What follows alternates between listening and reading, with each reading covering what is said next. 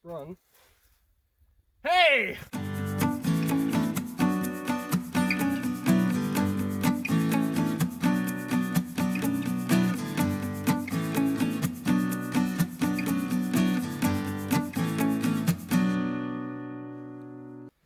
Welcome back to Backwoods Boys, everyone. Long time no see. Yeah, we're back on the trap line again, and well, just checking out some trails, figuring out how things have gone from, well, when we were here in the winter, I guess. And one of the main changes is our lake is really low on water right now, and it's not good for the fish. So we figured we'd figure out what's going on.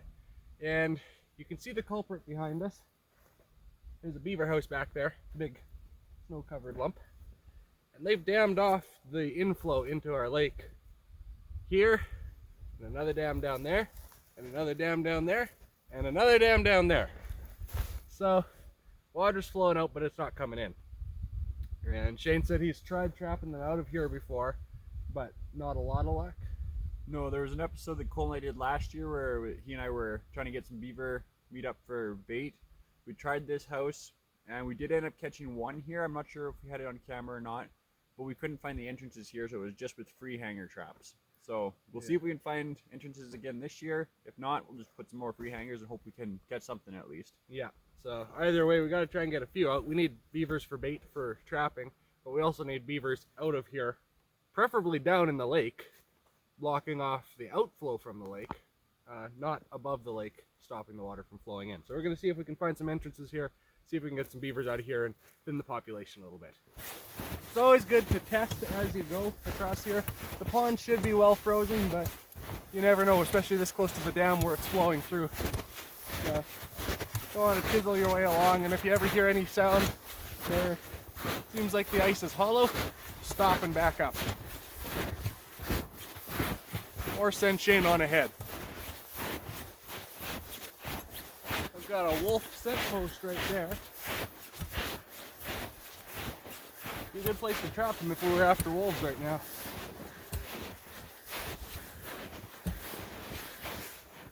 Actually, this would be a really good place to trap wolves. Really come around the house, pee on that lump, and keep on going. But for now, we're after beavers, so we'll leave the wolves alone. So we don't know where the entrances to the house are yet. We're gonna have to chip around and see what we can find. We do know something is in the house. You can see here, this frost stands out from the rest of the area around it. There's heat escaping. So there's something creating body heat in there that's radiating through the top. So it's nice having trapped here last year. I mean, it's really tough to see on this house. Normally you can see where the entrances are just based on the shape. You can't really see it on this house. But just from trapping last year, I knew that this was where they were traveling then. So we're checking now. So just tapping ahead of me as I go, and all of a sudden the ice chisel just disappears down and can't touch bottom. So you know there's a channel under there that they're using regularly, keeping the ice thin on top. What we got here to start with.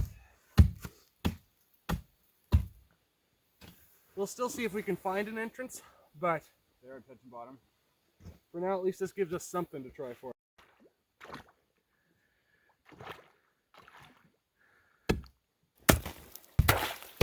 The ice is only a couple inches thick here. It's alive! That's deep. We can definitely get at least a free hanger. But boy, it'd be nice if we could get an entrance, eh? Yeah. I'd say we should probably try working our way back towards the house. We know they're swimming here. That's the only reason it's so thin. If we get a little bit closer, we might find that entrance. Yep.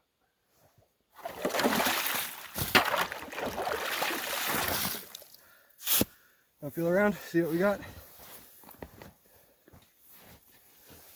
Still deep, eh? Until there. So we're coming up on a bank. Yep. Here's the edge of the channel.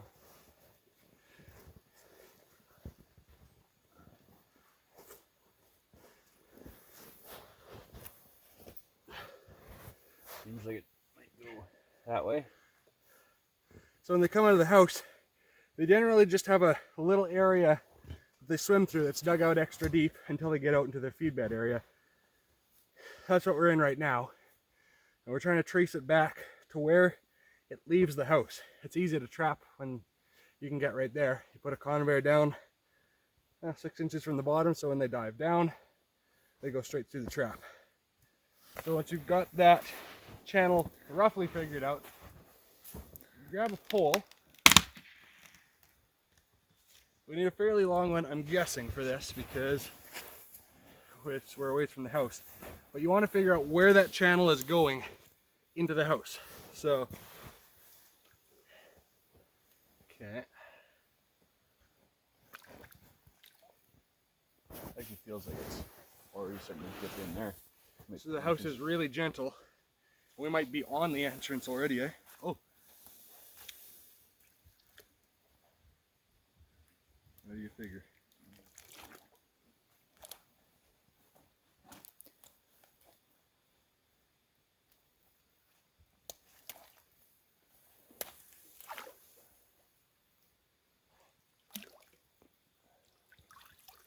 It might be the entrance right here already. Once you've got that entrance figured out, you want 2 poles that can go through the springs of the trap. You don't want green, aspen, birch, really anything other than spruce or pine, because the beavers might just chew your sticks off and you'll lose your trap. This stuff might be okay. It's pretty dry, but it's still pretty strong, a lot of it. Oh, that might be good for what we need, for one.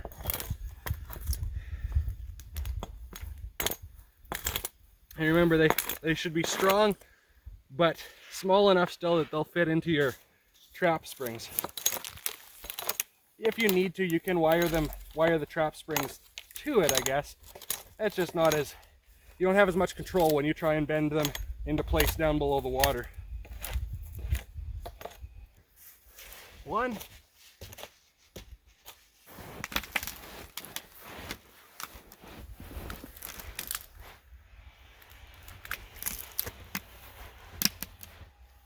Shane's just bringing the snowmobile around with the other equipment.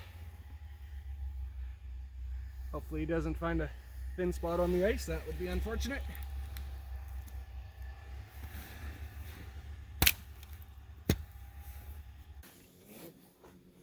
We got our poles. Shane brought the equipment and the wire here, so we got our traps and everything.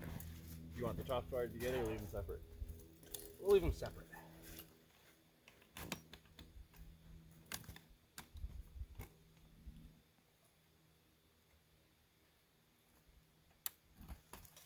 There. So instead of through the spring, or through the ring in the spring, you can put it through the arms, and then you just put a little piece of wire around to hold it in place. There. So when you bend these together, it's gonna bend the trap downward. So you don't want it, if you want it 6 inches off the bottom, you want to allow enough stick first to sink into the bottom still to hold it steady, but also to account for that trap dropping down as you bend the arms up. Just a little twist of wire is all you need. You don't need very much because it's just to hold it into place. You're going to actually wire the trap itself up higher to make sure that even if they snap these, it doesn't fall off. And so you're going to want to wire the chain of the trap up higher, but so if they did snap it off down here, it's still wired up to the piece that's sticking above the ice. In this case, we had wire on this chunk too, so we did both arms. Normally you'd only do one. So right now you should have wire from the chain up higher where the pole's going to be coming up through the ice, and a little strand of wire through each spring, holding the spring in place on the log. That's not actually for, keeping it if it were to break or anything. That's just to hold it in place when you put it below the water. And then you just set the trap like you normally would without getting your hand in it, hopefully. There we go. And there we go. Got her? Yep. Good. Grab that arm.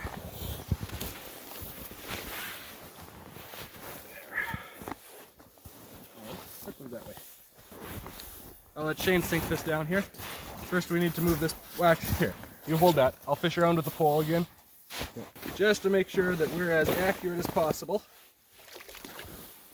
So we've got a channel bank there, and we're going in ink right in there. So got those, safeties are off, good. Sink her down, straight down through there. Right there? Yep.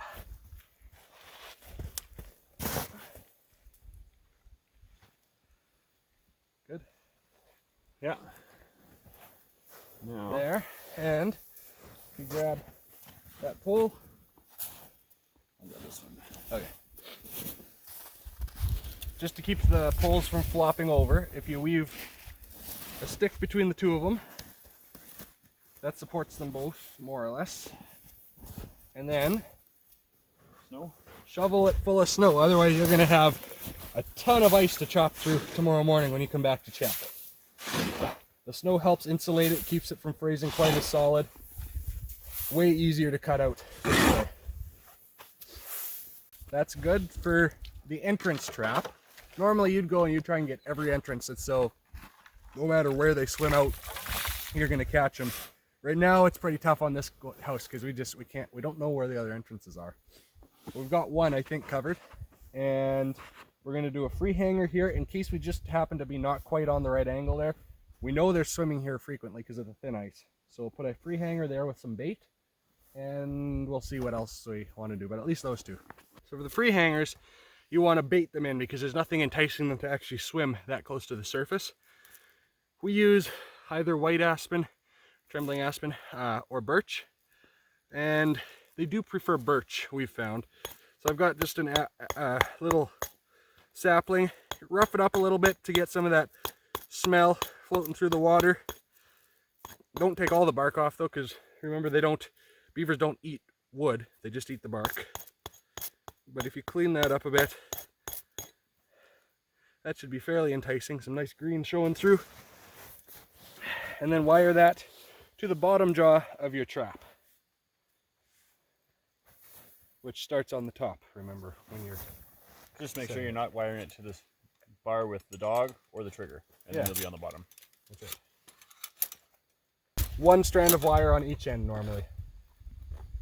And wire it to the outside of the jaw. That's so when it closes, you don't have this block of wood keeping the jaws apart. Rookie mistake. But a mistake we've made many times. Like I said, rookie mistake. Just don't get your face stuck in the trap. Jamie's our new camera woman, and you probably noticed she's much bossier than her old camera woman. Man. Which one of us was the camera woman before?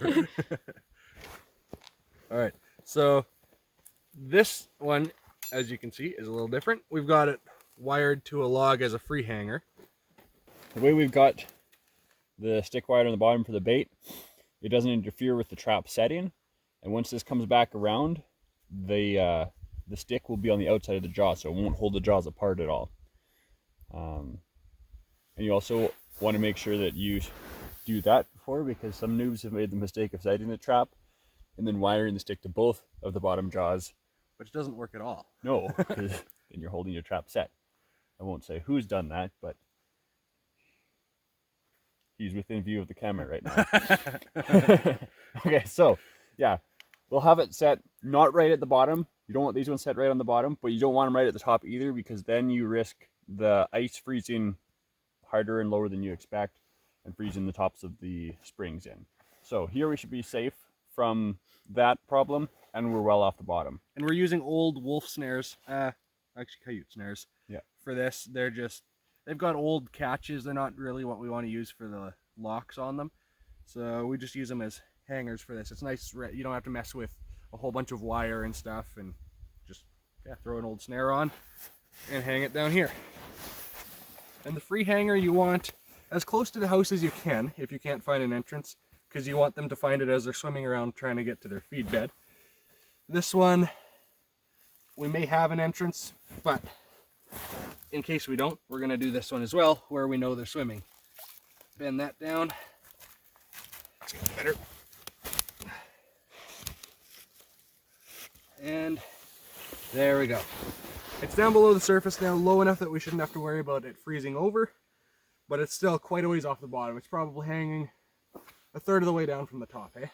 Yeah. So there's about 2.5 feet of water below it still at this point.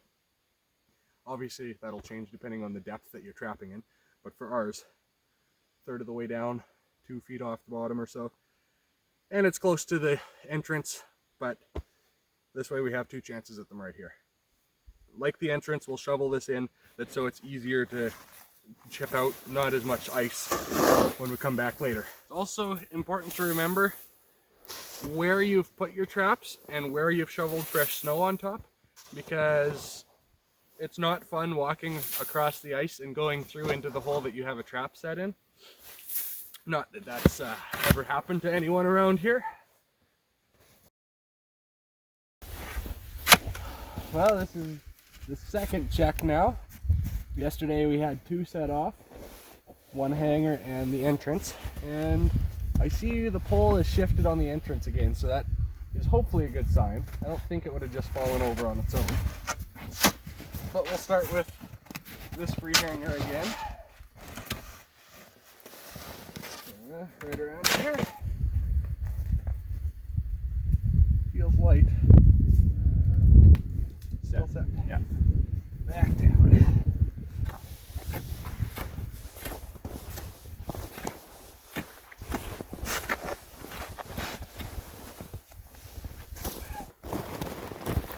Just slowly.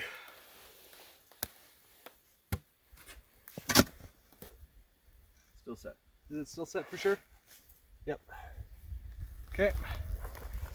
And the entrance.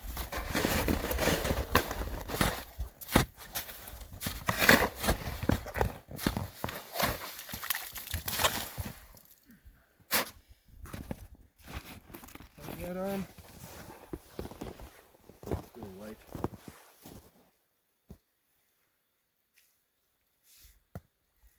Sprung.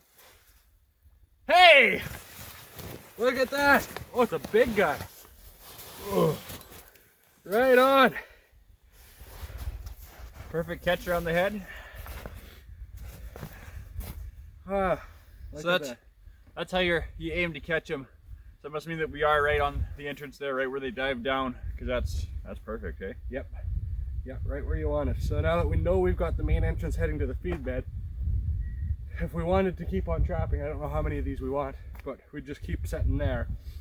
We'll keep catching them there, and probably get the odd one in a free hanger as well. But the entrance ones are, as long as you can find the entrance well, those are your best bets for trapping. Well, that's how you catch beavers under the ice. The free hangers do work, yeah, generally not as well as the entrances. So if you can find an entrance, or even better, find multiple entrances and set them up, you'll generally do really well. So thanks for watching. We hope you learned something. It's a lot of work, but it's very satisfying when it pays off. Yeah. And then you got your bait for martin and whatever else you want to trap, which is in some other videos that maybe will be at the end of this in thumbnails, maybe not. We'll see how it turns out. Yeah, but thanks for watching.